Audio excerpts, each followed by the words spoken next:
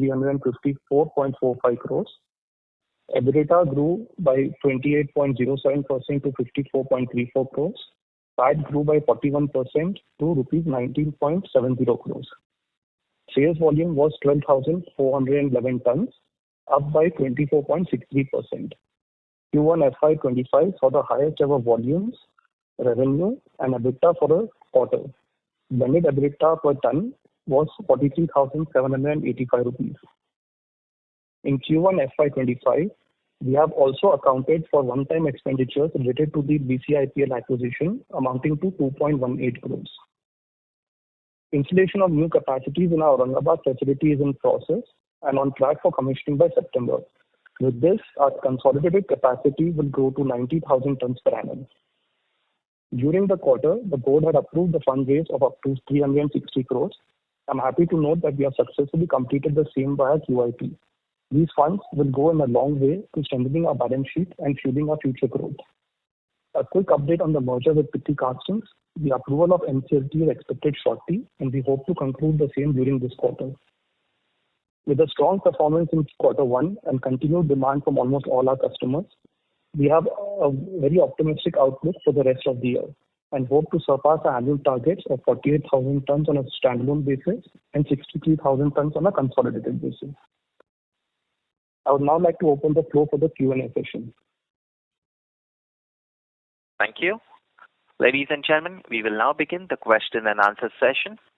Anyone who wishes to ask a question may press star and 1 on their touchtone telephone.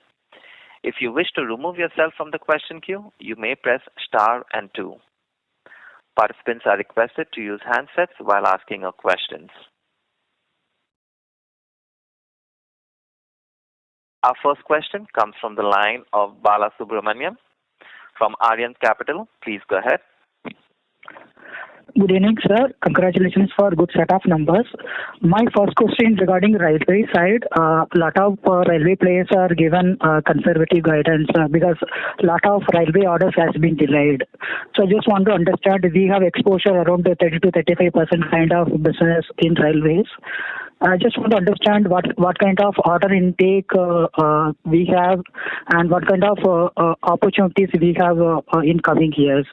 And sir, order book number is also not there in that PPT. Could you please share order book and short-term and long-term order mix, and what kind of order inflows we can expect in this year? This is my first question. Firstly, regarding the railways business, as you know, majority of our railways related business is export oriented. If you see last financial year, about 25% of our total revenue from railways was from domestic, 75% from export. Our exposure to direct Indian Railway supplies is only starting now, so we are not seeing any degrowth in our order intake. In fact, we are seeing more orders from railways coming in going forward. As far as the order book is concerned, like I mentioned, since we operate in a build to ship kind of a model to our customers, order book is not indicative of the strength of the business and its prospects for the current year. However, the total order book is around 1,000 crores as of date.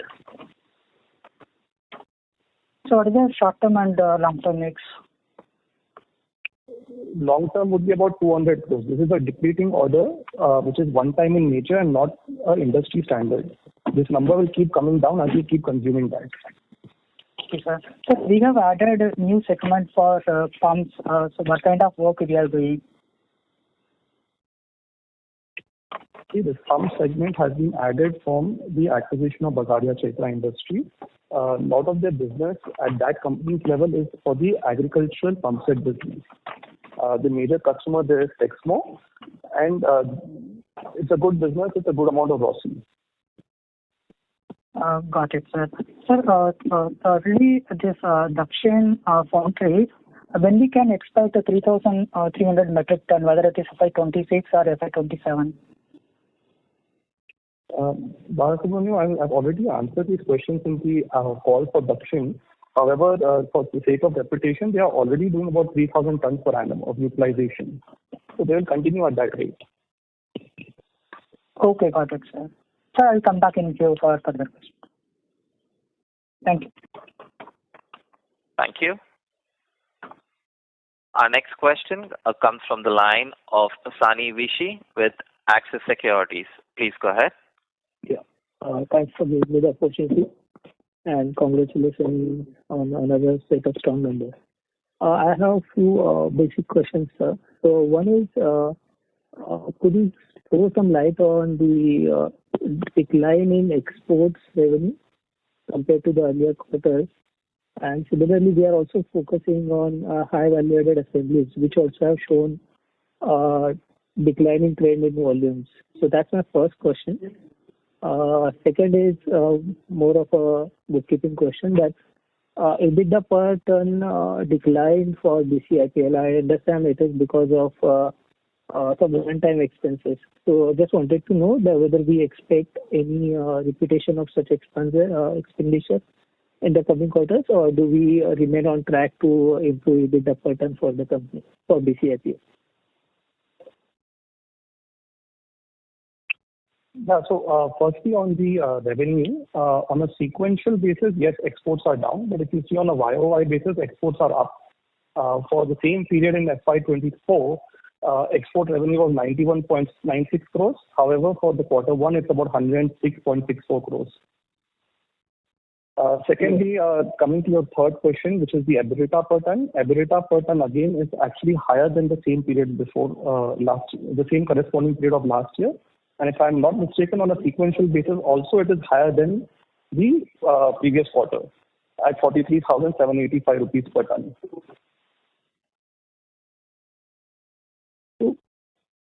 So for BCIPL, I'm looking at the presentation, the blended EBITDA per ton stood at 7,204, which compares to the previous year quarter 11,356. So is there a misunderstanding on my side?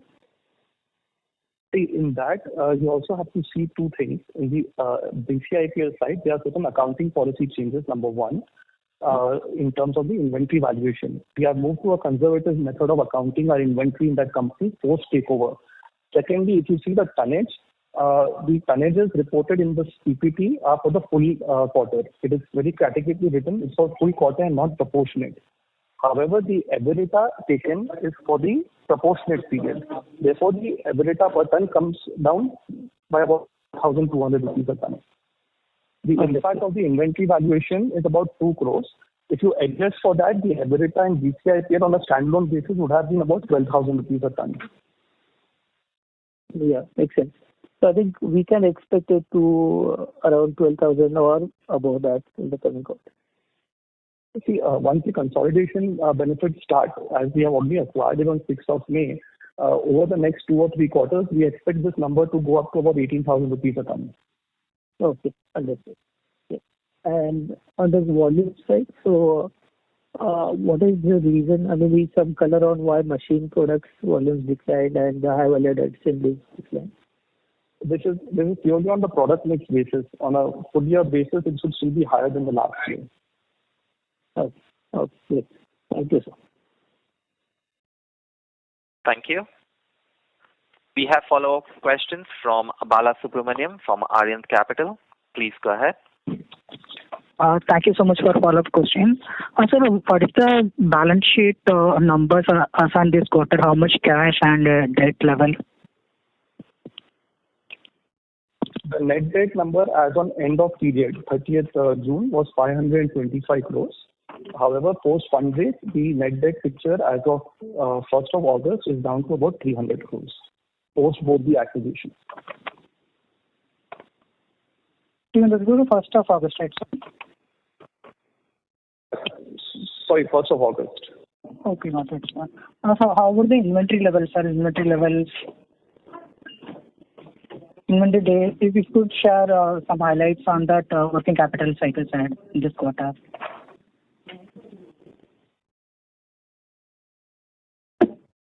So on the inventory number, we are at about 270 crores of inventory. Inventory days outstanding is about 70. DSO is about 60 and DPO is about 70. Working capital has come down to about 63 days, net working capital cycle.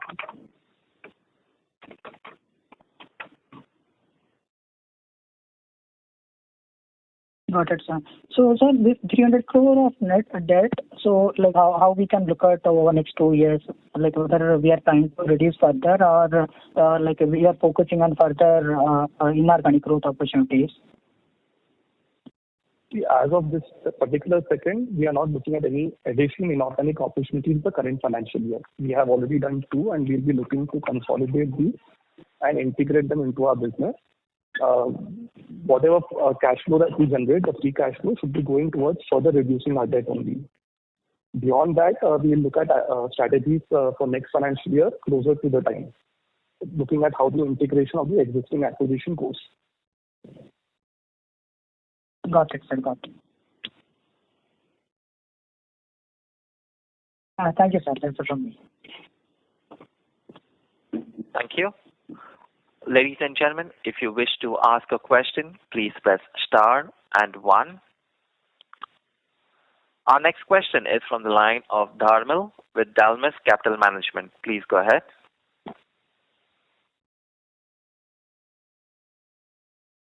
Dharmil, if you can unmute your line from your end and please ask your questions.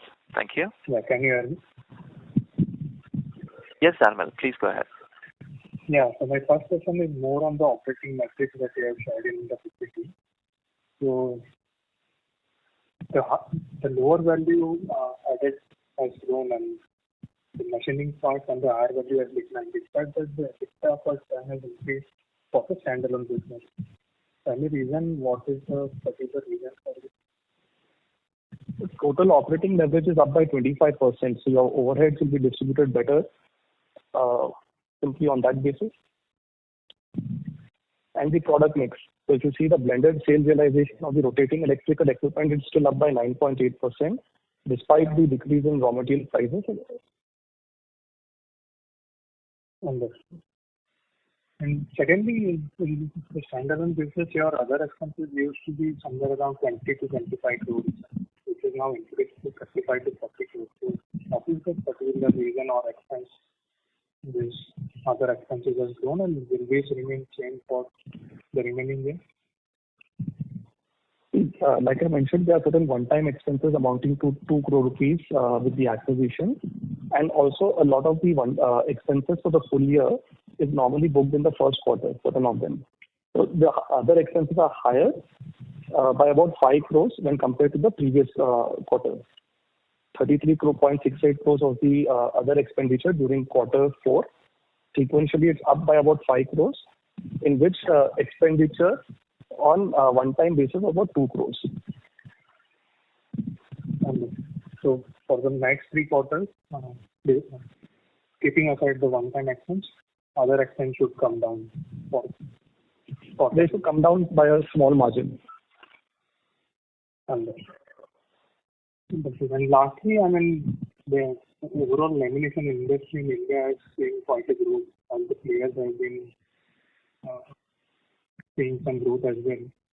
Now that, I mean, we can. I'm not able to hear you clearly. Yeah, is it audible now? Yeah, this is better. Yeah, the last question is more on the industry, and what we have seen is lamination industry in India has grown quite a bit for last few years. All the organized players has been part of that growth journey. Now we also see that the MNC companies are also taking up interest in setting up factories in India, either directly or through acquisition. So any broad sense on how the competitive landscape is changing, or how would that affect the company? Because recently we came across a news that one of the MNC companies is entering India.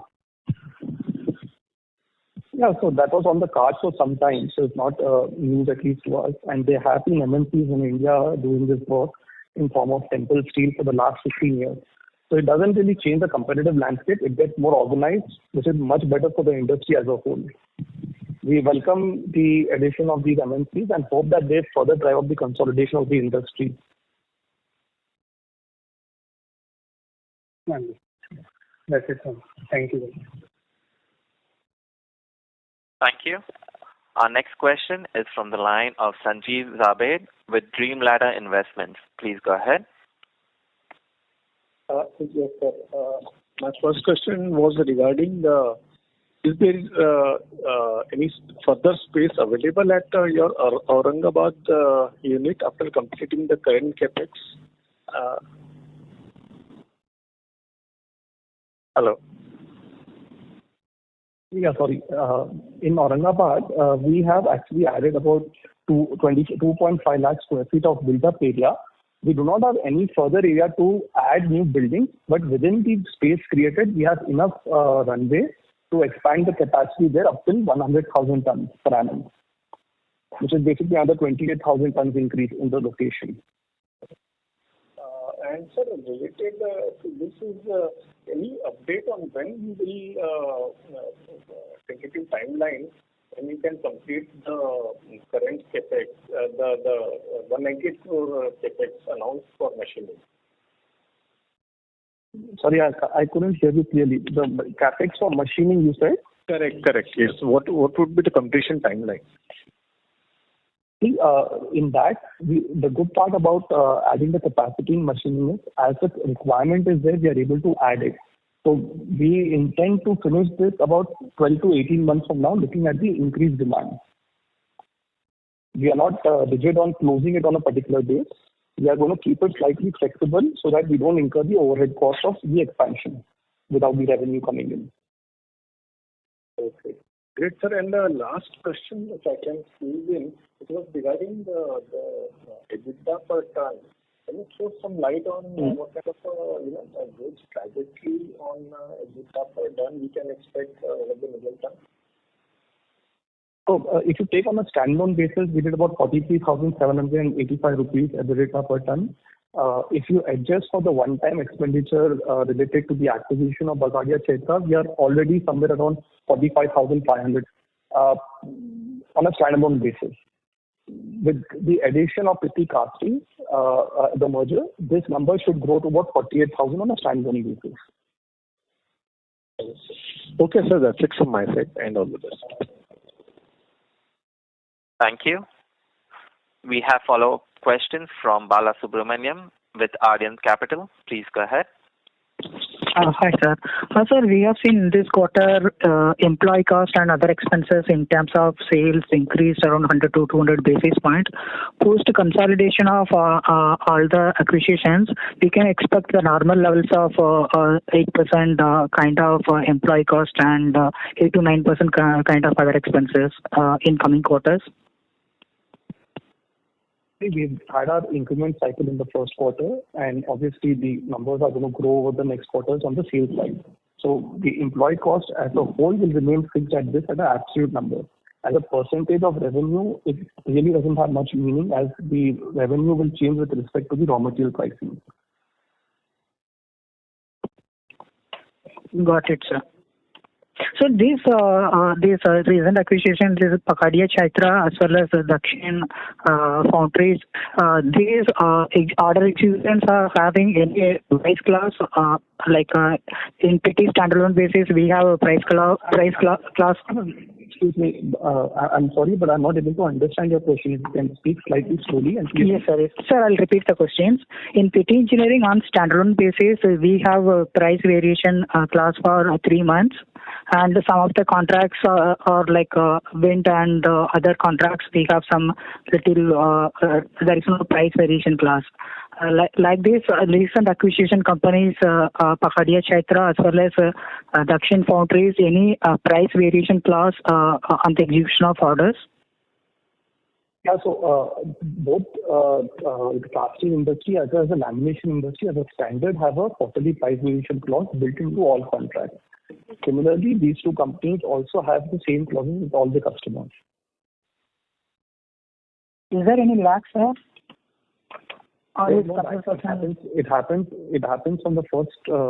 See, the raw material prices on the lamination business are for a quarter, which is January to March. The sell price, which we as a supplier built into our customer, is from February to April.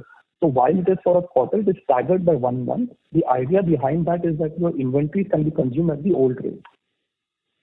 So that way, we do not incur any losses when compared to the increases or decreases in the market. Okay, sir. Got it. Thank you, sir. That's all. Thank you.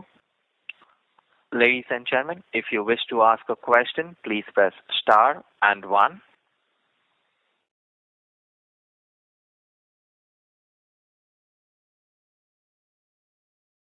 Ladies and gentlemen, a reminder, if you wish to ask a question, please press star and one. As there are no further questions, ladies and gentlemen, we have reached the end of the question and answer session. And on behalf of Pitti Engineering, that concludes this conference. Thank you for joining the call. For further queries or visiting the plant, please be in touch with Rama Naidu from Intellect PR on 9920209623. Thank you for joining us and have a wonderful day.